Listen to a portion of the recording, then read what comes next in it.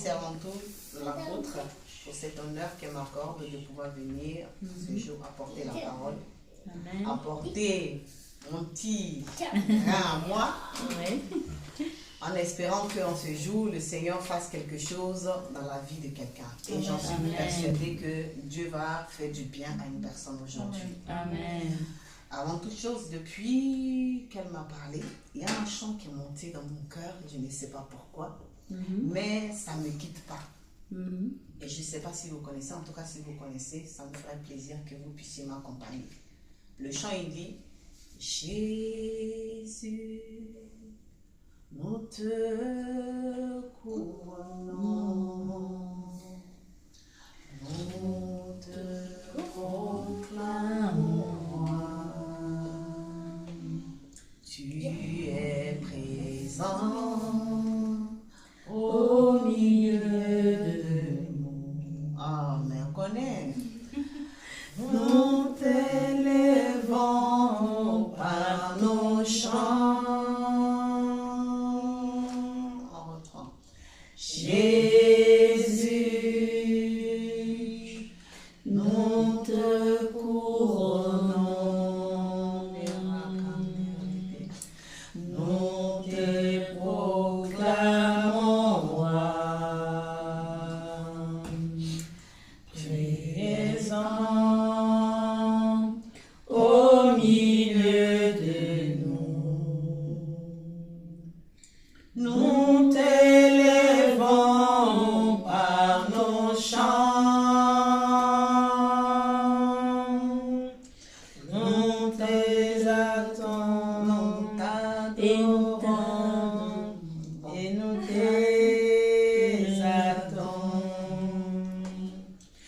Bien établi ton trône éternel, par nos louanges, Dieu nous t'invitons.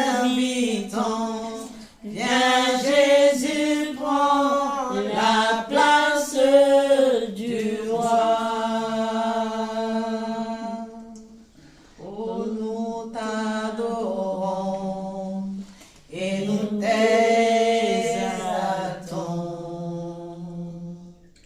Par nos louanges, et nous t'invitons. Ok. Gloire soit rendue à l'Éternel. Amen. Gloire soit rendue à ce Dieu-là qui est puissant, qui Amen. est vivant, qui Amen. est précieux, qui est plus que vainqueur, qui est Amen. plus que victorieux. Amen. Ce Dieu-là par lequel à chaque instant, peu importe ce que nous pouvons vivre, peu importe ce que nous pouvons traverser, il restaure, il renouvelle, il nous redonne la force, la vigueur à nos membres. Il a un Dieu qui est fidèle dans les petites choses comme dans les grandes choses. Il est merveilleux. J'ai pour habitude de dire que il est mon meilleur ami. En toute chose, c'est à lui que je me confie. Je n'ai personne à qui parler. C'est vrai qu'avant, j'étais beaucoup bavarde. Ça, c'est clair. Je parlais beaucoup. J'avais pris l'habitude de me confier aux hommes. Et j'ai appris que la meilleure des personnes à qui on peut parler, celui-là, bien sûr, qui ne te trahit jamais. Celui-là qui ne va pas révéler tes secrets. Celui-là qui ne va pas divulguer toutes les petites informations que tu vas lui donner. C'est Jésus. Amen. Il est celui en qui tu peux avoir une totale confiance.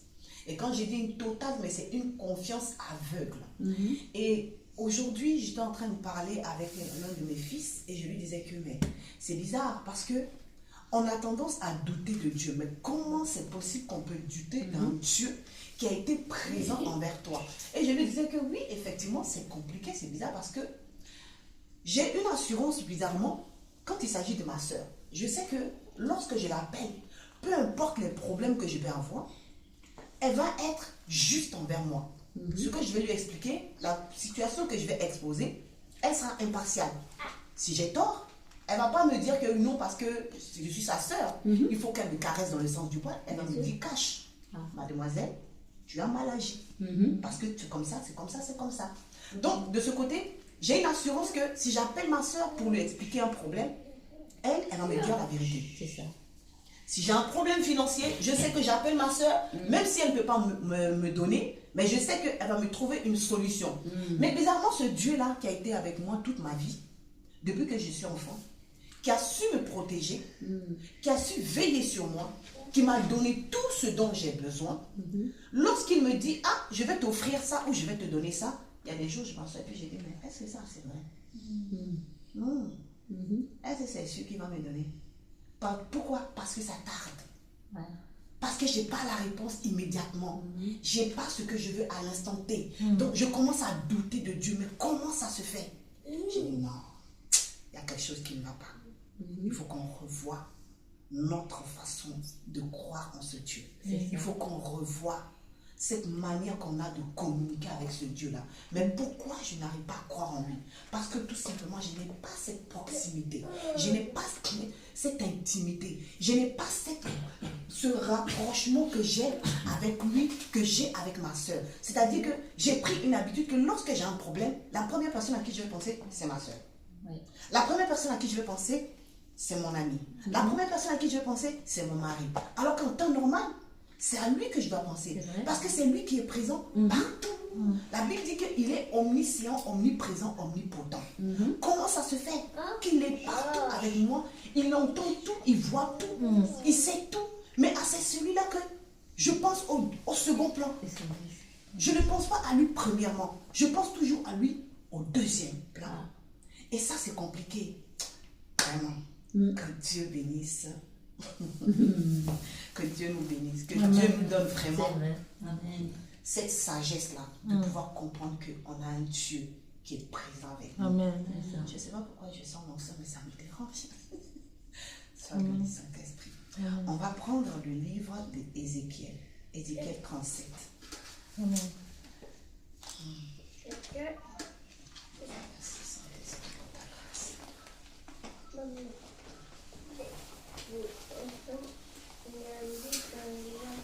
Alors, vous allez m'excuser.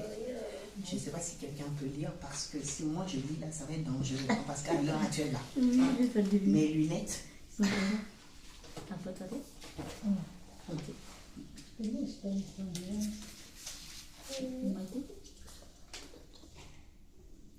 On va lire le chapitre 37 du verset 9 au verset 13.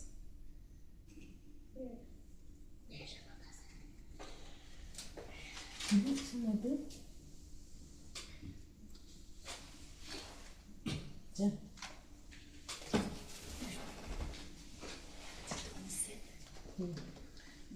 Le chapitre 37, Ézéchiel 37, du verset 9 au verset 13. J'espère que vous m'entendez. Excusez-moi, je ne parle pas forcément fort. Est-ce que vous m'entendez bien? Super, je remercie. Oui, allez-y. Alors l'Éternel me dit, Fils l'homme, prophète et à l'adresse de l'Esprit, prophétise et dit l'Esprit. Voici ce que déclare le Seigneur, l'Éternel. Esprit, viens des quatre coins du ciel et souffle sur ces morts pour qu'ils revivent. Je prophétisai donc comme il me l'avait ordonné. Alors l'Esprit entra en eux et ils reprirent la vie. Ils se dressent sur leurs pieds et fut une immense armée.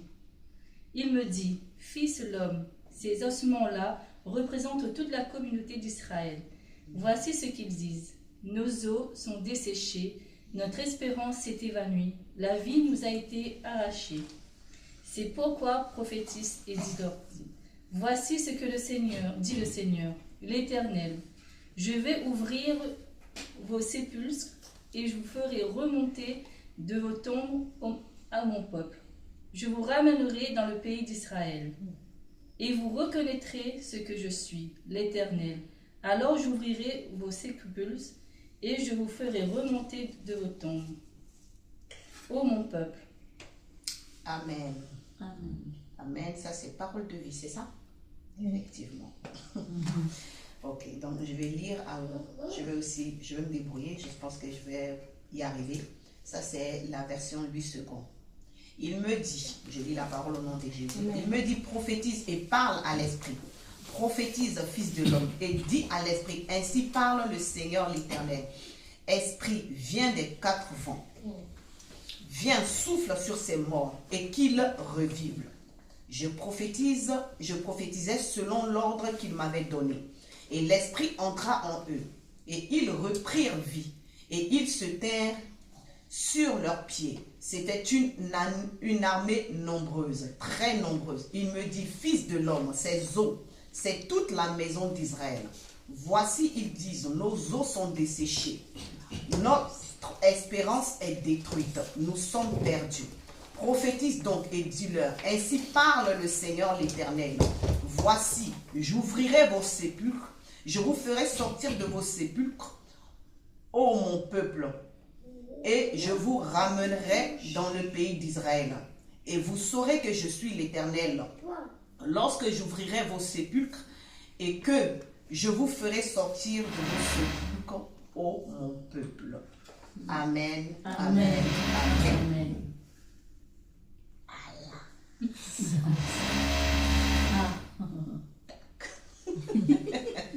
Il a bien choisi son moment. Ah oui, c'est vrai. Ok. On bénit l'Éternel, tout ce que Dieu fait est bon. Je vais essayer de parler un peu plus fort en espérant que vous m'entendez. Ok. Vous m'entendez surtout de l'autre côté, vous m'entendez bien? J'essaie de parler un peu fort parce que je ne suis pas quelqu'un, je crie aussi, sauf quand ça me pousse. Voilà. Alors, le thème de ce jour est la restauration. Pourquoi la restauration? La restauration parce que, avant tout d'abord, je vais parler d'abord du contexte. La Bible parle du peuple d'Israël qui a été emmené en captivité. Et lorsqu'ils ont été emmenés en captivité, le Seigneur a appelé le prophète Ézéchiel pour pouvoir donner des prophéties, pouvoir réprimander le peuple quand il fallait. Mais le peuple aussi, parfois, comme la Bible dit que le peuple d'Israël était vraiment un peuple au cou roide. Dans le sens que lorsque Dieu fait des bonnes choses pour eux, oh, alléluia, Dieu est merveilleux, il est bon. Mais une fois que ça tarde un peu, chacun tourne le dos et fait ce qu'il veut. C'est ce qui a été l'un des grands problèmes du peuple d'Israël. C'est ce qui a fait que certains, en tout cas tous ceux qui sont sortis d'Égypte, n'ont pas pu voir la terre promise. C'est leurs enfants qui ont eu cette grâce-là. Même à cause de Moïse n'a pas pu entrer. Parce qu'ils ont poussé Moïse à avoir un comportement que Dieu n'a pas aimé. Donc, aujourd'hui, là nous sommes dans une situation dans le sens que le peuple d'Israël est un peuple qui était vraiment rebelle. Et lorsqu'ils étaient rebelles, Dieu les a emmenés en captivité pendant des années. Et durant tout ce temps de captivité, Dieu devait travailler quelque chose en eux. Dieu devait parfaire des comportements, des caractères dans la vie de chacun. Aujourd'hui, je veux parler de ça. Pourquoi? Parce que nous qui sommes enfants de Dieu, nous traversons des situations. Dieu peut parfois permettre qu'il y a des situations qui vont nous arriver. Et ces situations ne sont pas des situations qui sont amenées à notre perte. Ce n'est pas dans le but de nous détruire. Ce n'est pas dans le but de nous tuer. Ce n'est pas dans le but de nous emmener, comme on va dire, sous pied, sous terre. Certes, on peut se retrouver dans un sépulcre, mais c'est pour un temps. Pourquoi Dieu va t'emmener dans le sépulcre en sachant que il a un projet pour toi? Parce que sa parole dit que j'ai des projets de bonheur et de vie pour toi. Bon, si tu as des projets de bonheur pour moi, pourquoi tu vas m'emmener alors dans le sépulcre? Le projet, c'est quoi? Le sujet, tu m'emmènes où comme ça? Dieu crée des situations dans la vie d'un enfant de Dieu. Pourquoi? Parce qu'il veut t'emmener à te parfaire. La Bible dit, dernièrement, comme j'étais en train de prêcher, que Dieu nous dit, il dit, quelles que soient les situations face auxquelles tu te retrouves, les épreuves, tu dois les prendre comme sujet de joie complète. Pourquoi tu vas les prendre comme sujet de joie complète? Parce que ces sujets de joie là que tu vas prendre là, tu vas manifester cette joie. Cette joie va créer quelque chose en toi. Ça va créer en toi la patience. La patience va créer en toi une œuvre qui va faire que finalement tu vas devenir quelqu'un d'excellent devant Dieu. Parce que Dieu veut t'emmener quelque part. Quand en toi il a déposé des choses, mais ce qu'il a mis en toi est enfoui. Ce qu'il a mis en toi n'est pas encore sorti. Ce qu'il a mis en toi n'est pas encore révélé. Donc qu'est-ce que Dieu fait? Dieu crée des situations autour de toi. Parfois il emmène le chaos autour de toi. Et ce chaos là, toi tu as tendance tendance à croire que oui, c'est dans le but de te détruire. Non, ce n'est pas pour te détruire. C'est juste pour emmener à faire émaner de ta personne. Émaner de ta personne, c'est-à-dire la personne de Christ qui est en toi. Parce que la Bible dit que Christ est en toi. Christ vit en toi. Mais s'il vit en toi, il faut qu'il puisse sortir. Parce que lorsque l'Esprit de Dieu entre en toi, d'abord il y a la chair qui est là. Et la chair recouvre. La chair se nourrit de tout ce qui se trouve autour de toi. Donc la chair prend goût à ce qui est autour de toi. Les plaisirs de ce monde, les plaisirs de la chair, la luxure, tout ce qui est beau, tout ce qui est... Vous nous voyez aujourd'hui nous-mêmes. On n'a pas besoin d'expliquer. Mais on est obligé de... Parfois, on marche selon la chair. Alors qu'un enfant de Dieu... Un enfant doit vivre selon l'Esprit de Dieu. L'Esprit qui est en toi doit sortir, doit se manifester. Et lorsque l'Esprit se manifeste, ça se voit. Il y a les fruits de l'Esprit qui viennent en toi. C'est-à-dire, il y a la douceur, il y a la tempérance, il y a le calme, il y a la patience, il y a l'amour, il y a la bénité. Il y a tellement de bonnes choses qui sortent en toi. Ça veut dire que tout endroit où toi tu arrives, on voit que tu es un enfant de lumière. On ne voit pas que tu ressembles à tout le monde. Mais aujourd'hui, lorsque nous marchons selon les choses du monde. Nous marchons selon les désirs de la chair. Nous marchons selon ce que nos yeux voient, non pas ce que Dieu nous a dit. Qu'est-ce que Dieu a dit sur ta vie? Qu'est-ce que Dieu a déclaré sur ta vie? Tu ne regardes pas ça. C'est la même chose que le peuple d'Israël faisait. Le peuple d'Israël, Dieu leur a dit, je vous emmène dans un lieu où coule le lait et le miel. Mais pendant le trajet, à chaque seconde, ce sont les mêmes qui vont poser toujours la même question à Dieu. À Dieu. On va où? Depuis on n'arrive pas. On marche, ça tarde. Dieu peut créer des situations qui vont perdurer. Il peut te mettre dans un chaos qui peut durer des années et des années. Il peut t'emmener dans une situation qui vont te faire pleurer, qui vont te faire, mais je te dis, qui vont te faire souffrir d'une manière. Mais tu te demandes, mais comment ça se fait? Moi, il y a une situation qui m'a étrangement surpris. Lorsque j'ai appris dans la Bible que Dieu va demander à un de ses serviteurs, un homme qui est censé être l'image. L'homme qui est censé être l'image de la propreté, l'image de la sainteté, l'image de la pureté, va épouser une prostituée. Oh! Mais comment? Mais Seigneur, hey, moi, une prostituée, je vais aller épouser une prostituée. Mais ça veut dire que mon image est déjà gâtée. Qu'est-ce que les gens vont dire de moi? Comment est-ce que je vais avoir encore des fidèles? Aujourd'hui, dans le monde dans lequel tout passe par la vue, il n'y a rien qui passe par la réflexion. C'est-à-dire, d'abord, c'est la vue. On te juge selon ce qu'on voit de toi. Et c'est après qu'on commence à dire, ah ouais, c'est bien. En fait, quand si j'avais bien réfléchi, quand je réfléchis bien, c'est comme ça, c'est comme ça. Mais avant de réfléchir, c'est ce qu'on voit d'abord, on pense. On te juge selon ce qu'on voit. On s'en fout de ce qui se passe derrière, en bas. Ce que tu vis, ce que tu ne vis pas, on s'en fout. Parfois, mais tu peux être là, tu peux, comme disait l'apôtre tout à l'heure, au départ, tu n'es rien. Il n'y a personne autour de toi. Mais pendant qu'il n'y a personne autour de toi, tu es même plus loin même que ceux qui sont devant la télé là-bas. Lorsque tu pries pour des gens, mais il y a des choses qui se passent dans leur vie. Il y a des résurrections. Il y a des transformations. Pas forcément parce que tu as prié. Il y a des personnes dans leur vie, tu entres dans leur vie change radicalement. Parce que tes conseils, ta parole que tu lui donnes, ça décante la vie de la personne. Mais seulement parce que tu n'as pas un grand titre. Parce que tu n'es pas quelqu'un qu'on voit à la télé. On te méprise. On te minimise. Et c'est demain, ces mêmes personnes-là, quand tu vas réussir, ils vont dire que oh lui là, non mais il savait que celle-là, elle était bizarre la femme là. Parce qu'il la voyait là. Comment du jour au lendemain, une fille qu'elle voyait, elle était habillée bizarre comme ça. Du jour au lendemain comme ça. C'est elle qui est devenue comme ça. Non, il y a quelque chose qui est après. La fille, elle a mis la main quelque part. Elle a un feu étranger. Alors que non, tu es passé par le fourneau, tu es passé par le feu, tu es passé par la fournaise. Dieu t'a éprouvé, Dieu t'a broyé, Dieu t'a malaxé. Il t'a donné la forme que lui voulait. Amen.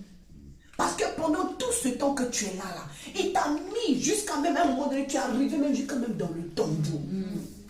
Tu es en train de taper, tu suffoques. Tu dis, Seigneur, j'en peux plus, c'est trop. Partout où tu pars, tout est fermé. Tu tournes à gauche, à droite, en haut, en bas, il n'y a rien. Et pendant ce temps, Dieu fait chut. Seigneur, qu'est-ce qui ne va pas dans ma vie?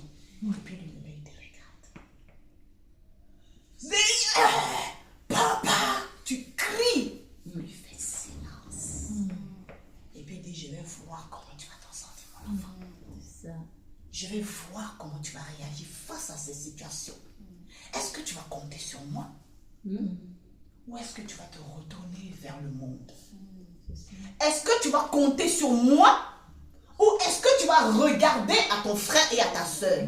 Est-ce que tu vas marcher sur la voie que je t'ai donnée? Ou est-ce que tu vas suivre la voie des autres? Parce qu'il faut savoir une chose, c'est que ma grâce n'est pas la grâce de l'apôtre. Ma voix ne sera jamais elle sa voix. On peut avoir des appels similaires. On peut avoir des épreuves similaires. Mais le chemin que je vais prendre ne sera jamais son chemin. Ce que Dieu va accepter avec moi ne sera pas ce qu'il va accepter avec elle. Jamais. Il y a 20 ans, je priais avec des sœurs. On était 4. On priait. On intercédait. Mais les choses que moi je fais, elles font pareil, mais Dieu me frappe. Je dis, Seigneur, c'est pas juste. Pourquoi moi tu me frappes, mais elle tu ne les frappes pas? C'est là qu'un jour le Seigneur m'a dit que vous n'êtes pas pareil. Vous n'êtes pas pareil. Elle c'est elle, toi c'est toi. Yes. Là où je vais avec toi, ça je n'accepte pas. La route que je prends pour aller quelque part avec toi, à cause de cette route-là, ce que tu es en train de faire, j'accepte pas. Il y a des choses que toi tu fais, je laisse. Mais elle, je la tape. Pourquoi? Parce que c'est là le couloir. Chacun reste dans son couloir. Reste dans ton couloir. Sois focus sur celui-là qui t'appelle quelque part. Amen. Regarde à celui qui est en train de marcher avec toi. Yes. Lui qui te tient par la main et qui va avec toi quelque part. Où est-ce qu'il t'emmène? C'est la question que tu dois te poser. Ne pas regarder à gauche ni à droite. Parce que quand tu regardes à gauche, à droite, tu te perds. Alors que Dieu, quand il t'emmène quelque part, il va t'emmener plus bas que t'es avant d'aller en hauteur. Yes, sir. J'ai toujours une parole m'est venue un jour. Et le Seigneur me disait que la bassesse, la hauteur est parallèle à la bassesse. Parce que pour pouvoir atteindre la hauteur, il faut d'abord atteindre la bassesse. Beaucoup d'hommes de Dieu, on les voit, ils sont loin. Ils sont à la télé, mais personne ne sait pas quoi ils sont passés. Lorsque tu es un élu, un noir de Dieu, choisi de Dieu, c'est dès l'enfance que Dieu commence avec toi. Amen. Ce n'est pas au début, ce n'est pas pour dire que oui, un jour ou l'autre comme ça tu arrives, et puis ça y est, tout pour toi est beau. Qu'est-ce qu'on appelle témoignage? Un témoignage, c'est quelque chose que tu vas venir expliquer à quelqu'un. Je me mets là et je commence à donner mon témoignage. Les gens vont dire, waouh, mon Dieu, elle a vécu ça. Mais malgré ça, elle s'en est sortie. J'en ai tellement. Si je commence à donner un témoignage, ils ne vont pas s'en sortir. Mais voilà ces témoignages-là. À chaque fois, mes larmes coulaient. À chaque fois, mes larmes coulaient. J'ai dit, mais Seigneur, il y a des jours, il m'a sauvé, il dit, Seigneur, il a dit, oh, si tu ne sais pas là, c'est pas grave, hein. Ça fait rien. Tu peux me permettre de vivre comme les autres. Et puis moi aussi, j'avance. C'est pas mauvais. Ça va me faire plaisir. Tu vois? C'est pas grave. Et puis il dit, tu as menti. C'est pas toi qui as choisi, c'est moi qui t'ai choisi. Donc comme je t'ai choisi là, ma chérie, tu n'as pas le choix. C'est, je te donne 2 chemins. Tu me sers ou tu me sers. Donc, tu choisis quoi? Ah bon, d'accord. Donc tu comprends, non? 2 chemins. Tu me sers ou tu me sers. Donc tu choisis quoi? Ah, mon ami, il te sert. Allons seulement. Il n'y a pas le choix. On fait comment? Et tu as choisi. Donc si tu veux, pleure. Si tu veux, crie. Si tu veux, saute. Si tu veux, fais comme tu veux. Mais l'essentiel, c'est le plus important. Tu le sais. Mais une chose est sûre, c'est que là où tu es en train de partir, ce moment où tu pleures, ce moment où tu es en train de graisser les dents, ce moment où c'est dur, ce moment où tout ce que tu touches est rocailleux, tout partout où tu arrives, la terre est aride, la terre est sec. Pendant que les gens sont en train de dire que pour toi est fini, pour toi est terminé, lui, il sait où il est en train de partir avec toi. Lui, il sait que devant là-bas, là, il y a une partie là-bas, de la même manière qu'il a permis à... Comment ça s'appelle, la dame là? Mince. Ça, c'est une partie que je n'apprécie pas quand je brille comme ça. Lorsque tu arrives, tu avances, tu te retrouves dans le désert, il sait qu'il a préparé une oasis. Yes. Amen. Yes. Maman d'Ismaël. Ada. C'est ça. Il sait qu'il a préparé une oasis pour toi. Alléluia. Parce que toi, tu es là, tu te dis que Marie, tu avances. Je suis fatiguée. Je n'arrive plus, le soleil est en train de te taper. Tu suffoques. Yeah, mon Dieu. Ta gorge. Il faut un peu d'eau, Seigneur. Juste une goutte comme ça. Je touche comme ça. Même la salive, même là, il n'y a pas. Tellement tu es fatigué. Tellement tu es épuisé des épreuves. Tu es épuisé des douleurs, tu es épuisé des trahisons, tu es épuisé des souffrances, tu es épuisé des poignards, tu es épuisé des personnes qui sont malhonnêtes, méchants. Mais pendant ce temps-là, ces mêmes méchants-là, c'est Dieu qui les emmène. C'est lui-même qui les prépare dans le but de venir être méchants. Et puis il dit, soyez encore méchants. Puis il frappe. Quand il entend te frapper, il dit, oui, c'est ça. Fais mon travail. Je vais voir ce qui est en elle. Je vais voir ce qu'elle m'a fait sortir. Parce que moi, j'ai mis en elle. Elle est de la tribu des lions de Juda. Yes. Elle est de la tribu des lions de Juda. Il y a un lion qui sommeille en elle. Yes. Il y a un aigle qui sommeille en elle. Amen. Il y a une puissance, une dimension qui sommeille en cette personne. Donc je ne peux pas laisser cette dimension-là comme ça. Avant que cette dimension ne s'éveille, il faut qu'elle passe par ces difficultés. Et le Seigneur dit derrière au peuple d'Israël, il dit ces ossements desséchés que vous voyez là, ces personnes que vous voyez là, c'est l'armée de l'Éternel. Amen. C'est pas n'importe qui que Dieu éprouve. C'est pas n'importe qui que Dieu frappe. C'est pas n'importe qui Dieu que Dieu met dans un canevas précis, dans une période. Il peut te mettre dans un canevas, dans une période pendant des années. Les gens vont dire que tu as été oublié. Les gens vont dire que tu as été rejeté de Dieu. Qu'est-ce que c'est celle-là? Pendant ce temps-là, tu es là. Il y a onction en toi. Amen. Amen. Il y a des périodes, Dieu va te présenter. Il te présente pour que tu saches qu'il a mis quelque chose en toi. Tu vas prier pour des gens, ça va marcher. Tu vas faire des choses pour des gens, ça va marcher. Tu vas rentrer dans la vie des gens, ça va marcher. Et puis à un moment donné, ils coupent. Tout le monde commence à s'éloigner de toi. Les mêmes personnes à qui tu faisais des biens, c'est les mêmes personnes qui disent ça va quoi? C'est là. Le bien là. Sa vie là, il faut laisser. Mais la vie est malheureuse. Si, on peut souffrir comme ça quand c'est Dieu. Mais elle est triste. Moi-même, c'est à cause de là, je ne veux pas servir Dieu. Si celle-là, quand je la vois comme ça, là, elle me donne pas envie de servir Dieu. Je ne peux pas accepter comme ça.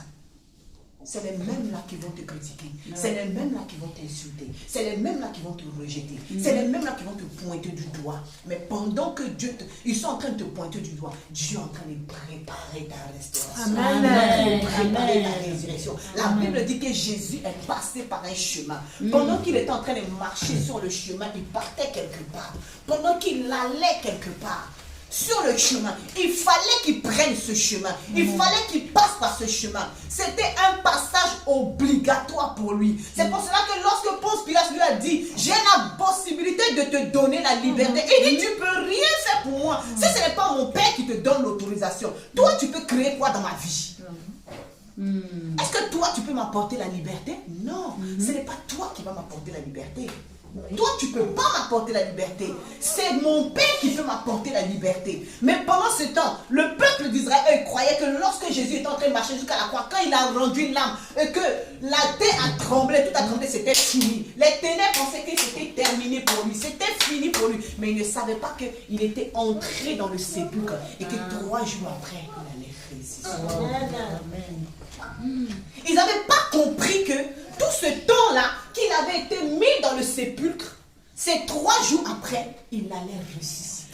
C'est de la même manière là qu'aujourd'hui le Seigneur m'envoie te dire que peu importe ce que tu vis, vis. Peu importe ce que tu traverses. Peu importe les situations face auxquelles tu te retrouves. Peu importe les obstacles ou même les barrières qui sont devant toi. Sache que toutes ces choses-là ont une date de péremption. Sache que ces choses-là ont un temps où ça va arrêter. Il y a un temps où tout cela va quitter devant toi. Mais ne te décourage pas. Garde les regards focus. Regarde le chemin, la ligne droite que le Seigneur t'a donnée. Là où il te tient par la main et puis il te dit continuons. C'est vrai que ça fait mal. C'est vrai que ça te fait pleurer. C'est vrai qu'il y a des moments, ton cœur se serre, tu n'arrives pas à respirer. Tu te demandes, mais Seigneur, on va où? C'est pas qu'est-ce que tu veux me faire? Je comprends rien. Je suis perdu. Je vois des choses, j'entends des choses, mais qu'est-ce que je dois faire? Je dois comprendre quoi? Qu'est-ce que je dois? Je sais plus, je suis perdu. Aide-moi. Et puis lui te dit, allons seulement.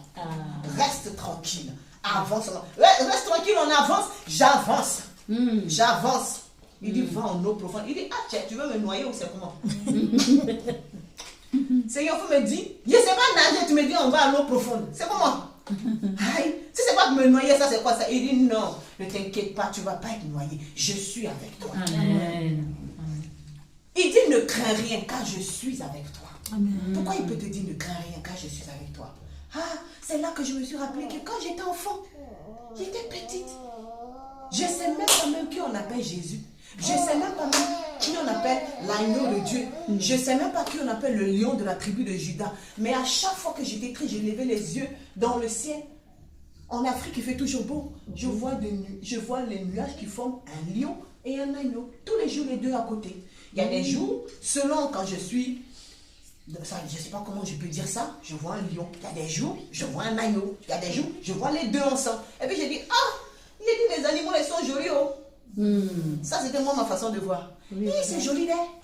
C'est joli, oh. C'est beau. Ça, c'était très intéressant. Alors que pendant ce temps, Dieu avait déjà préparé quelque part. C'est ça. Il savait déjà qu'il y avait sa marque qui était sur ma vie. Mais moi, je ne connaissais pas. Je ne savais pas. Et comme le disait l'apôtre tout à l'heure, que quand tu es un élu, Dieu n'échoue jamais avec toi. Amen. Ce qu'il a mis en toi, ça ne peut jamais se perdre. Yes. C'est pas possible. Parce que tu es un investissement. Yes. Tu es un investissement. Il a tellement investi en toi. Tu es quelqu'un, en fait, tu es précieux. C'est pas pour rien que parfois il peut t'appeler prunelle. Dieu a de ces noms qu'il donne aux gens. Mon nounou, mon bébé. Mon bébé d'amour, ma chérie. Ça dépend de l'intimité que tu as avec lui. Yes. Plus tu passes du temps avec lui, plus tu entends des mots. Amen. Je ne savais pas que Dieu pouvait m'appeler prunelle. Il a dit, moi comme ça, prunelle. Voilà, c'est ça dans le monde là-bas, quand on m'appelle, on dit, toi là. Il dit, quand on m'appelle, quand il est fini de m'appeler, quand je rentre, on vient de m'appeler, il dit, oh, calme-toi, prunelle. Moi, je suis là. Et ce matin-là, mon bébé d'amour. Je suis heureuse. Et puis j'ai dit, oh là là, moi, je suis aimée quand même. Même si dehors, ne m'aimez pas, je m'en fous. Il y a quelqu'un qui m'aime. Amen. Lui là, lui il est avec moi 24 sur 24. Amen. Peu importe là où je me retrouve, même je peux marcher dans la forêt. Dans la forêt, je suis en train de marcher, j'ai peur. Mais bizarrement, il y a comme une présence qui m'accompagne. Parce que je sais qu'il est là. Il n'est peut-être pas physique, mais il peut le devenir si tu le souhaites. Quelle est la dimension de l'intimité que tu as avec lui? Parce que ça dépend de la manière que tu marches avec lui. C'est ce qui fait qu'il devient physique auprès de toi. Aujourd'hui, Dieu moi-même te dit que il y a un temps de restauration qui est arrivé. De la même manière que le temps de restauration, Ézéchiel a annoncé ça au peuple d'Israël. Qu'il y aura un temps où Dieu va ouvrir pour que tu sortes de là. Amen. Le tombeau dans lequel tu es là, le sépulcre dans lequel tu es là, tu n'es pas là-bas indéfiniment. Amen. Que pendant que tu es en train de taper, tu cries. Il a entendu. Ah. La Bible dit que c'est lui qui fait les oreilles. Est-ce qu'il n'entend pas? Lui qui fait les yeux, ne voit-il pas? Il entend bien. Il t'entend bien. Il voit bien. C'est juste qu'il y a des périodes, il fait un peu silence. Pourquoi? Parce qu'il veut t'emmener à pouvoir sortir ce qui est en toi. Il veut t'emmener à aller au-delà de toi. Il veut t'emmener à extérioriser les capacités, le potentiel, les talents, les grâces. Tout ce qu'il a déposé en toi. Parce que tu es quelqu'un qu'il a choisi pour qu'au travers de ta vie, il y ait des milliers de vies qui soient connectées. Amen. Je sais qu'aujourd'hui, s'il y a une personne qui est en train d'entendre cette parole, la parole ne vient pas en vain. Il n'y a rien que Dieu fait au hasard. Il n'y a pas quelque chose que Dieu fait comme ça. Et j'ai compris une chose, c'est que Dieu, quand il marche avec toi, chaque chose est calculée au millimètre près. Il n'y a rien qui est laissé au hasard. Et c'est ce matin que mes yeux se sont ouverts.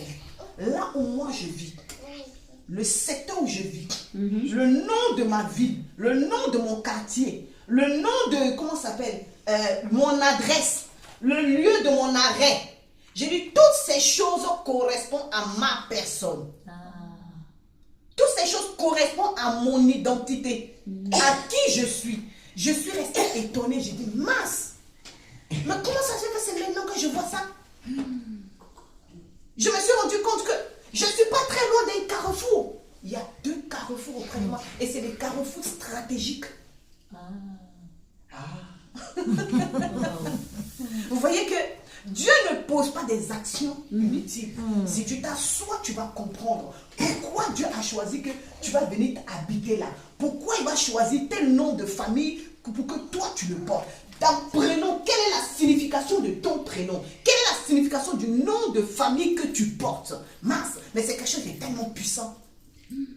Quand on regarde dans la définition de mon prénom, chez les Grecs, on dit Sabine sait tout faire. Pourquoi elle sait tout faire? Sabine, elle sait tout faire, c'est pour ça que les Romains l'ont enlevée. Elle est devenue esclave des Romains parce que c'est une femme qui sait tout faire. D'accord. D'accord. Oui, parce que Sabine, elle sait tout faire. Il n'y a pas quelque chose que Sabine ne sait pas faire. Sabine sait tout faire. Et ce n'est pas parce que je veux parler pour dire que oui, c'est comme ça. Mais quand j'étais plus jeune, j'avais la capacité de prendre toutes les identités que je voulais. Peu importe. Ce n'est pas une complication pour moi. C'est peut-être aujourd'hui, en grandissant, que je me suis un peu assagie. Mais sinon, est-ce que quelqu'un, il peut imiter qui je veux, quand je veux? Même aujourd'hui, je le fais. Si je le désire, bien sûr. C'est des choses que Dieu ne m'autorise plus maintenant. Mais il y a des choses que je peux faire si je le veux. Ça veut dire que je ne me suis pas freinée. Peu importe le boulot, je m'adapte. Peu importe là où j'arrive, je m'adapte. Peu importe la personne qui est devant moi, je m'adapte. Parce que c'est une capacité que Dieu a mis en moi. Amen. À cause, et c'est ce qui émane de mon prénom. Du prénom Sabine. Maintenant, mon nom de famille, qui signifie aussi sagesse, parce que je ne vais pas donner ça ici. Voilà. Bientôt, on connaîtra mon nom de famille. Mais mon nom de famille qui signifie sagesse. Et j'ai un autre nom aussi qui signifie guerrier. Donc, la guerre et la sagesse. Lorsque tu pars en guerre, il te faut de la stratégie, de la sagesse emmenée avec. Et du savoir-faire qui émane du prénom de Sabine. Donc, Dieu ne choisit pas les gens comme ça. Il est stratégique dans tout ce qu'il fait. Si tu t'assois que tu regardes ton prénom, ton nom de famille, la famille dans laquelle tu émanes, les combats qui sont dans ta famille, tu vas comprendre pourquoi Dieu t'a emmené là-bas. Tu comprendras facilement pourquoi tu es là. Quelle est la mission que tu as aussi parfois dans cette famille. Parce que Dieu travaille avec une manière, il est précis dans toutes choses. Il ne laisse rien au hasard. C'est nous, on pense qu'on arrive dans une famille comme ça. Oh Seigneur, pourquoi tu m'as mené dans une famille comme ça? Regarde-moi lui là, regarde-moi celle-là. Non, il t'a pas emmené comme ça. Il sait pourquoi il a voulu que tu sois là. Il sait pourquoi il a voulu que tu le rencontres lui à tel âge. Parce qu'il y a des expériences que tu dois avoir en étant jeune, ou même, parfois, il y en a d'autres. Vous allez voir, il y a beaucoup de personnes, il y a des enfants, ils sont très jeunes et puis connaissent Jésus à partir d'un certain âge. Pas parce que Dieu n'est plus avec eux, mais l'ennemi les touche. Pas parce que Dieu ne peut pas les protéger, parce que l'ennemi les touche. Dieu permet parce qu'ils ont aussi un témoignage aussi. Si vous avez remarqué, il y a un groupe de, comment ça s'appelle? Ils étaient un peu plus longtemps, c'est les Congolais, on les appelle les Makoma. Ils ont commencé très jeunes. Ils adoraient, ils louaient Dieu, ils faisaient des choses. Et à un moment donné, chacun est rentré en brousse. Mais ils sont revenus aujourd'hui. Et quand on voit ça, mais c'est... Mais imaginez-vous, grandir dans la maison de Dieu, sortir de la maison de Dieu, revenir dans la maison de Dieu. Mais ça, c'est un témoignage fort. C'est un témoignage qui est puissant pour dire que Pour dire que si tu appartiens à Dieu, peu importe ce qui t'arrive, peu importe là où tu vas, Dieu est toujours avec toi. Amen. Jamais. Amen. Dieu ne t'abandonne. Moi, il y a une chose que j'ai comme assurance. Ça veut dire, peu importe ce que tu fais, peu importe là où tu es, peu importe les situations dans lesquelles tu vas te retrouver, Dieu n'est jamais loin de toi. Amen. Toujours présent. Amen. Toujours. Même dans le péché, il est là. Peut-être que ça plaise à quelqu'un d'entendre ou pas. C'est pas mon problème. Moi, je sais une chose, c'est que même quand j'étais dans mon péché, je criais. Même si ma bouche ne pouvait pas parler, mais mon cœur soupirait. Mon âme au fond de moi était en train d'appeler à l'aide à mon Dieu. Et Dieu, il entendait cela. Parce qu'il ne m'a jamais abandonné. Il n'a jamais quitté. Ses yeux ont été toujours rivés sur moi. Même s'il ne parlait pas, il était silencieux. Mais ses yeux ont toujours été rivés sur moi. Pourquoi? Parce que je ne suis pas quelqu'un qui doit abandonner. C'est qu'il a mis en moi là. Ça a de la valeur. Ça a du prix. Ça a quelque chose qui est puissant. C'est quelque chose qui est important pour que ceux qui sont en ligne aujourd'hui, ou même vous qui êtes présents, je puisse entendre. Parce qu'il a mis quelque chose dans ma bouche, il a mis quelque chose dans mon ventre, il a mis quelque chose dans mon cœur. Pour que lorsque je sois là en train de parler aujourd'hui, même si aujourd'hui ça ne te touche pas toi ni l'autre, mais un jour quelqu'un va entendre et cette personne-là, ça va lui faire du bien. Parce qu'il en aura besoin. Amen. C'est pour cela que aucun enfant de Dieu ne peut se perdre. Amen. Aucun enfant de Dieu ne peut se perdre. C'est pour ça qu'on dit que les gens disent, oh non, que moi, pourquoi je ne peux pas aimer Dieu? Non, pourquoi Dieu m'a abandonné? Dieu n'abandonne jamais. Dieu ne délaisse jamais. Dieu ne se détourne jamais. Mais il y a des moments où il va faire silence. Son silence est son amour aussi pour toi. Parce que son silence est un test. Son silence est un moyen de voir qu'est-ce que tu vas choisir. Dans la Bible est claire. Dieu ne force personne. Il te donne le libre arbitre. C'est pour ça qu'il dit, je mets devant toi la vie et la mort. Et puis il dit, moi-même, je t'ai dit choisir la vie. Si Dieu te dit, moi, il t'a dit choisir la vie, ça veut dire qu'il ne t'a rien imposé. Donc comment tu vas me dire que, oui, toute chose, c'est Dieu? Non, ce n'est pas Dieu. C'est toi qui choisis. C'est ça. Ce qui est bon, ce qui est mauvais, c'est devant toi. Il dit, j'arrose le bon et le mauvais. Pourquoi il va arroser le bon et le mauvais? Il fait pleuvoir sur le bon et sur le mauvais. Donc ça veut dire que quelque part, il y a deux côtés. Choisis la vie, la mort, le bon, le mauvais. Choisis ton côté. Tu vas aller où? Bon, après, pour nous autres, là, quand il a appelé, là, quand il dit que je t'ai donné deux voies, choisis. Tu me sais ou tu me sais. Ah, je crois qu'apôtre, c'est un peu ça pour toi aussi. Là. Tu me sais ou tu me sais. Qu'est-ce que tu as fait? Je te sais. Vu que tu m'as donné deux choix. Et les deux choix, bizarrement, c'est pareil. Mais lui, il appelle ça deux choix. Ok, j'ai compris. Je te sais. Peut-être c'est la tonation qui change. Tu me sais ou tu me sais. Je crois qu'il a choisi le premier là.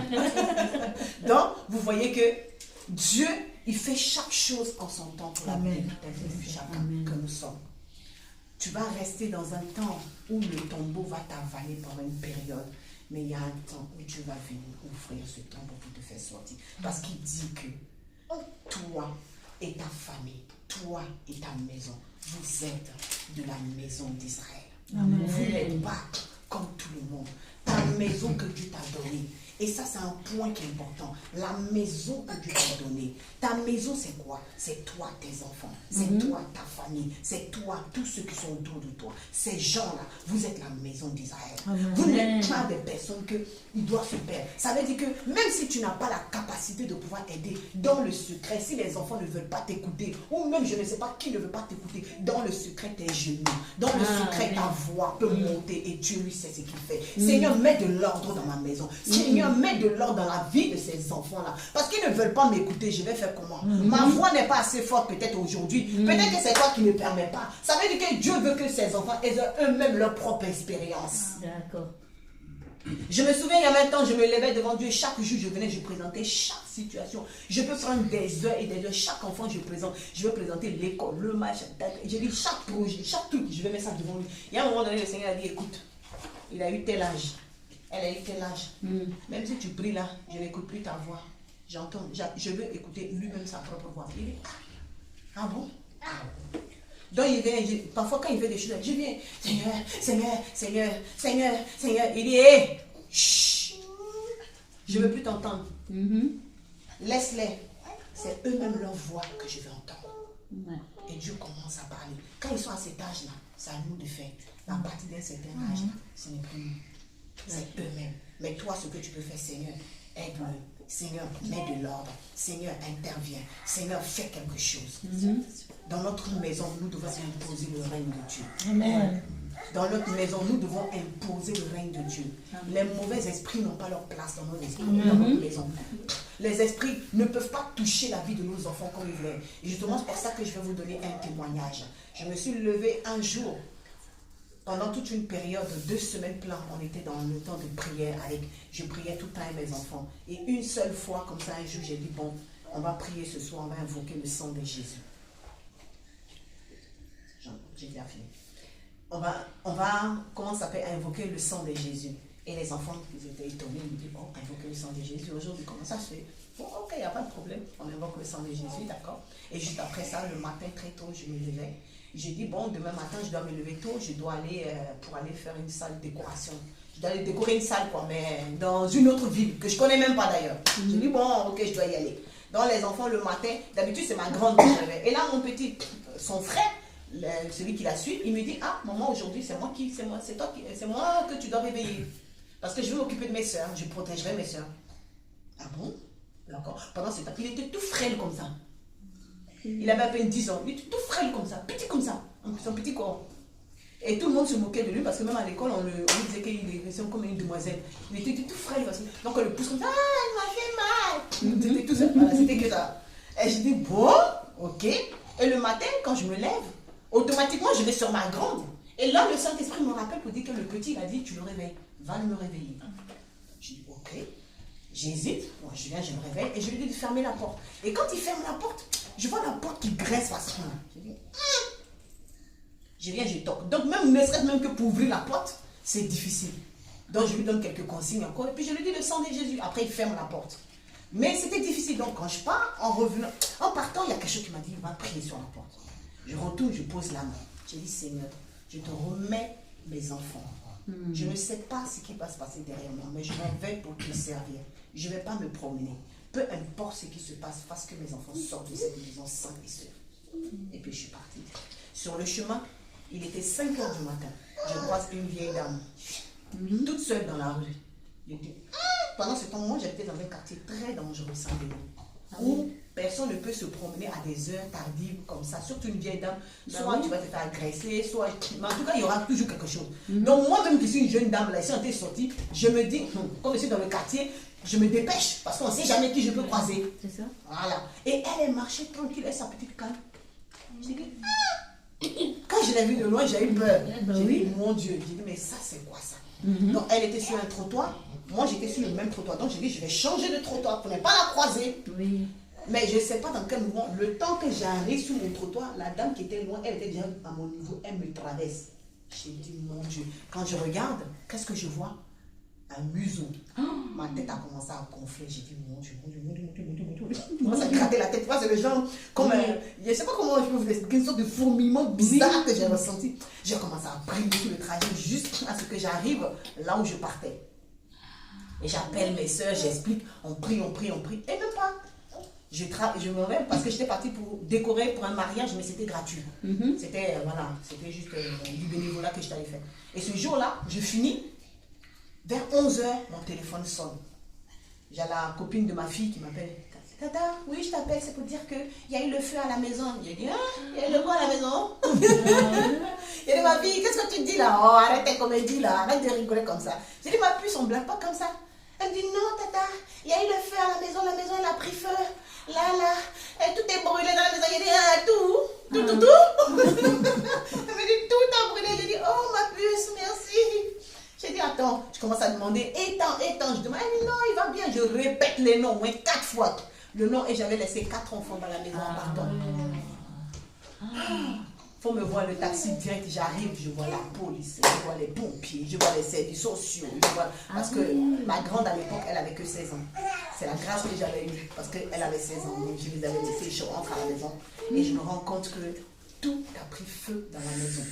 Et quand je dis tout a pris feu, parce que la cuisine était ouverte comme ça, comme là, mais il y avait un canapé en cuir là, normalement qui était là. Donc en temps normal, quand il y a eu le feu, Mais bizarrement, je n'ai pas compris. Le feu est arrivé au niveau du canapé. Il est passé au-dessus. Ah oui. Il est rentré parce que les enfants étaient sur le canapé au salon. Et il y avait une grande télé. Ah oui. La télé, le feu n'a pas touché. Le feu est passé au-dessus, rentré dans les chambres, tout cramé là-bas. Cramé la cuisine, l'entrée, tout était brûlé. Mais c'était juste l'endroit où le coin, c'est-à-dire le canapé, la télé, c'était le seul endroit qui n'a pas été touché. Amen. Comment les enfants sont sortis de là? Mon fils, apparemment, ma fille, ma grande, a essayé d'ouvrir la porte, je suis fatiguée, elle n'a pas pu. Et c'est le petit qui a mis, celui qui était tout frêle, qui a mis un coup de pied Et et la porte s'est ouverte. Ah, Donc vous voyez que la veille, quand le petit me dit réveille-moi, ah oui. c'est le Seigneur qui fait, D'accord. qui voulait passer par lui, le tout frêle, qui a ouvert la porte. Amen. Et de voir que, comment ça s'appelle, le fait que tu sers Dieu, Dieu ne peut pas permettre que certaines choses Amen. Amen. C'est-à-dire que lorsque tu décides d'aller faire Yes. du bien quelque part, même si ce n'est que on va rien te donner, va le faire avec amour. Amen. Le service de Dieu a une récompense, a une protection derrière. Parce que Dieu a protégé le fruit de mes entrailles. Amen. Il les a gardés, ils sont sortis sains et saufs. Toute personne qui est entrée dans la maison, jusqu'aujourd'hui, j'ai encore la vidéo, mais quand moi-même je vois, je dis, mais comment c'est possible? En fait, mon imagination, j'arrive pas. En fait, vrai. mon entendement n'arrive pas à accepter ça, parce qu'il y a quelque chose qui... C'est vrai. Il faut que j'explique. Bien sûr. Mais c'est inexplicable. Parce que si le feu vient, ça c'est du cuir. Le canapé, c'est du pétrole qui est à l'intérieur. Ah oui. Donc en temps normal, c'est censé flamber. Mais comment ça se fait que le feu passe? C'est comme un film protecteur qui était derrière le canapé C'est ça. et qui a protégé ce lieu. Le film protecteur a protégé la télé. Parce que la télé aussi, si le feu touche, ça explose. Explose. Ouais. Donc, le feu protège, et le film protecteur protège, et ça va partout, ça brûle tout, ça a tout brûlé. On s'est retrouvé avec juste un canapé, et comme par hasard, c'est des choses stratégiques qui sont restées. Hein.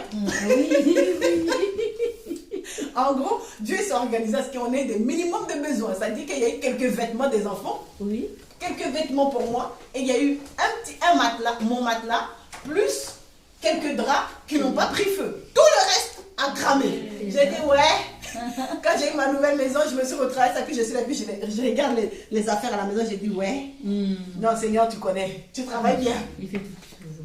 Vous voyez que Dieu ne fait rien au hasard. Amen. Amen. Chaque chose est calculée stratégiquement pour C'est toi. ça. Amen. C'est calculé au millimètre près pour ton besoin, Amen. ton besoin actuel. Il s'organise à ce que peu importe ce que tu es en train de dire, il n'y a pas un jour où tu vas rester sans manger. Même quand tu n'as rien, il permet qu'on voit toujours un corbeau pour te nourrir. Amen. Il y a une période, je n'avais rien. C'est l'apôtre qui est venu à mon aide. J'étais choquée de voir ça. Pendant ce temps, elle me met la veille, j'ai dit, je ne prie plus pour quelqu'un. Je ne veux plus aider quelqu'un, c'est fini. Parce que moi, quand je suis dans les problèmes, je ne vois personne. Mais Dieu fermait le cœur des autres pour vous aider son cœur. Amen. Dieu a fermé le cœur des autres pour préparer une autre personne. Là où c'était fermé, il y avait quelqu'un qui l'avait prévu pour moi. Amen. Là où moi, je ne m'attendais pas parce que je ne regardais pas elle, je ne m'attendais pas à elle, je savais que tout était déjà fermé pour moi.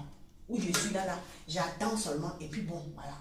Donc j'étais énervée contre la vie, j'ai dit que ça y est, c'est plus juste, je ne veux plus servir Dieu. Parce que servir Dieu là, si c'est pour souffrir de cette manière, c'est pas la peine. J'ai dit Seigneur, c'est pas la peine. Alors que ce même Dieu là, il savait qu'il fallait que je passe par là. Il savait qu'il fallait que je passe par la faim, par la disette, par le moment où je suis bloqué partout, où je n'ai pas une porte même que je vais dire que moi, mais je vais taper. C'est ça. Et que je m'attends à personne. Et lui me surprend. Et comment il m'a surpris d'une manière tellement agréable que les jours qu'on suit, de toute façon, je l'ai servi quoi. Ah non, lui, il était étonné. Il a dit, mais ma fille, mais toi, tu sais faire ça. Oh, attends. Je me suis levé quoi hier, prié. Oh, j'ai servi Dieu. Et aujourd'hui, même pas plus que quelques jours, j'étais là encore. Même prier, c'est difficile. Même malgré que j'ai du mal à prier, malgré que je n'arrive pas souvent à me lever pour me tenir à mes heures comme je faisais avant, parce qu'il y a pris tellement de coups, mais malgré ça, Dieu ne me laisse pas. Dieu ne permet pas ce qu'il a mis en moi, ce soit vide. Je suis étonnée même que l'apôtre m'appelle pour dire viens prêcher. Il dit, aïe, ça fait combien de temps que je n'ai pas prêché? Ça fait combien de temps? Ça fait combien de temps je ne suis pas venu devant quelqu'un pour faire quoi que ce soit. Mais Dieu permet que je vienne aujourd'hui et que vous puissiez écouter ce que j'ai à dire. Pendant ce temps, pour moi, je pensais qu'au fond de moi, là, lui, ce qu'il a mis en moi, là, c'est déjà éteint. Dieu a dit que non. Quand il a mis quelque chose en toi, là, ça n'est jamais fini. Ça n'est jamais éteint. Le brasier qui est en toi est peut-être doucement, mais il suffit d'un petit truc pour l'enflammer. Amen. Donc, ça peut dire que même si tu es enterré, Dieu va ouvrir et tu vas sortir. Amen. Et ce qui est en toi va se manifester, Amen. va se déployer, va impacter le monde. Donc, je vous exhorte à ce que tous les jours, peu importe ce que vous vivez, n'abandonnez jamais, ne reculez jamais. Mon père avait l'habitude de dire qu'un lion ne recule jamais. Yes. Il dit, tu es une lionne, ma fille. Il dit, ma fille, moi, tu es une lionne, moi je suis un lion, toi tu es une lionne, tu ne recules jamais. Yes. Rien ne doit te faire reculer en arrière. C'est vrai que tu peux pleurer, une lionne peut être fatiguée, tu t'assois, tu te reposes, mais après, lève-toi. Il dit après, lève-toi et continue. Lève-toi et continue ta route. Et c'est ça que j'ai pris chez lui. Parce que c'est un homme, malgré tout ce qui peut arriver, malgré tout ce qui peut traverser, malgré même le rejet, l'humiliation, tout ce qui peut vivre, mais n'abandonne jamais. Je n'ai jamais vu un homme de Dieu. Je m'étais là, je m'assois et puis je le regarde. Il est couché par terre.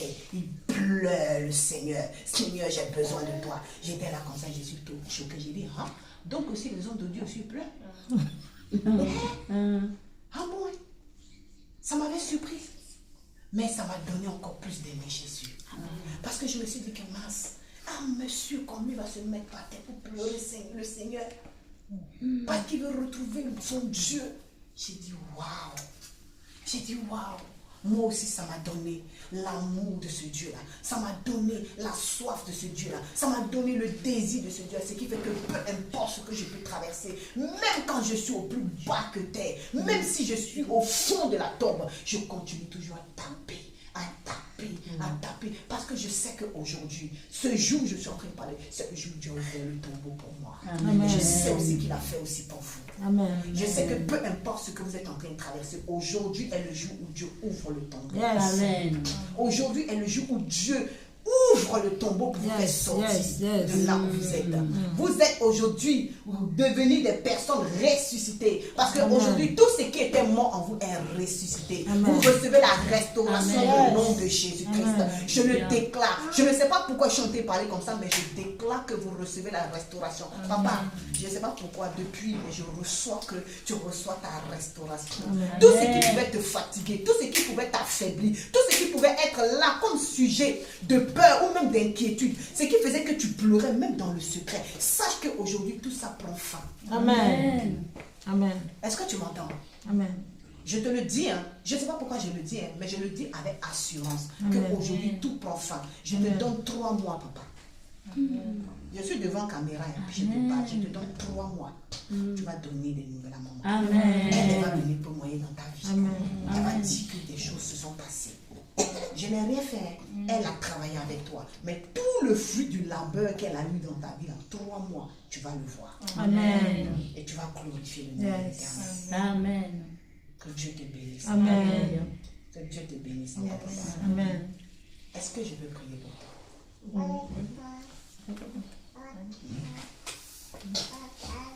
On va le montrer quand même. Tu ne vas pas le montrer. Ouais, c'est ça. Gloire à Jésus. Seigneur est formidable. Je te dis merci. Tu es bon. Je bénis ton saint et ton précieux Merci, nom pour la Seigneur, vie de de ton gloire. fils. Je me remets en Merci, ta main. Saint-Esprit. Éternel Dieu, 3 fois saint, tu es bon et tu es merveilleux. Merci, Tu es digne Jésus. d'être élevé, d'être honoré. Alléluia. Le Seigneur est bon. Sois proclamé, sois Merci, honoré, Saint-Esprit sois de exalté, Dieu. reçois la gloire. Gloire à Je Jésus. déclare et je décrète maintenant, Nico Père, que de la Satan. même manière, éternel Dieu de grâce, tu m'as mis à Merci, cœur de Père prier de pour lui. Dieu. Que tout ce qui était obstacle, tout ce qui était barrière, tout ce qui travaillait contre sa vie, contre son âme, maintenant, Père, soit brisé au nom de Jésus. Je déclare maintenant, Père, que le tombeau dans lequel il est maintenant s'ouvre maintenant. Et il sort de la au nom de Jésus. J'appelle son âme, son esprit, son corps à s'aligner maintenant, Père, à la vie de l'Éternel des Merci, armées maintenant. Seigneur. Qu'il reçoive reçois maintenant Gloire la à vie. Tu Jésus-Christ. reçois maintenant la puissance et le feu de l'Esprit Merci, maintenant Saint-Esprit qui de descend dans ta Dieu. vie pour restaurer, pour réaligner toutes choses. Amen. Tu reçois la vie Gloire à maintenant Jésus. en abondance. Amen. Au nom puissant de Jésus, Père. Amen. De la même manière, ta parole dit que tu Gloire as à des projets de Jésus. bonheur. Je déclare maintenant que ce bonheur, il le Éternel vit. est bon. Il le vit maintenant. Amen. Il le vit Gloire à maintenant. Jésus. Il le vit maintenant. Il le Gloire vit éternelle. maintenant. Au nom puissant et Seigneur, glorieux de pas Jésus. Et limité. j'ai ainsi prié et Gloire c'est à fait. Dieu. Amen. Amen. Amen. Tout ce qui se passe ici avec les gens qui sont dans l'île de la Réunion, c'est pour vous aussi, parce que le Seigneur n'est pas limité. On a élargi les tentes, l'île des Réunions, ils sont connectés, la Guadeloupe est connectée, la Paris est connectée, donc gloire à Dieu. Nous Amen. bénissons le Seigneur vraiment pour le pasteur, Amen. parce que je crois que je disais, je ne sais pas où Dieu nous amène, mais le Seigneur nous parlait à ce moment beaucoup d'esprit. Il fallait que l'esprit soit soufflé sur ces ossements. Donc l'Éternel est bon, tout ce qu'il fait est bon. Amen. Dieu calcule, moi c'est que Dieu calcule des choses. Dieu fait des choses extraordinaires. Des fois, nous, on peut voir, mais c'est compliqué, mais Dieu sait pourquoi. Amen. Amen. En tout cas, merci, pasteur. Sois Merci béni. beaucoup, apôtre. Amen. Tu es béni en Christ. Nous sommes bénis en Amen. Christ. Amen. Est-ce qu'on peut acclamer le Seigneur pour sa servante? Est-ce qu'on peut acclamer le roi des rois, le Seigneur des seigneurs? Dieu est merveilleux. Merci, Père éternel. Vraiment, on est à la fin de notre culte. Merci, Jésus. Gloire à l'agneau. Amen. Merci, Seigneur. Dieu est merveilleux. Dieu est magnifique. Nous sommes bénis en Christ.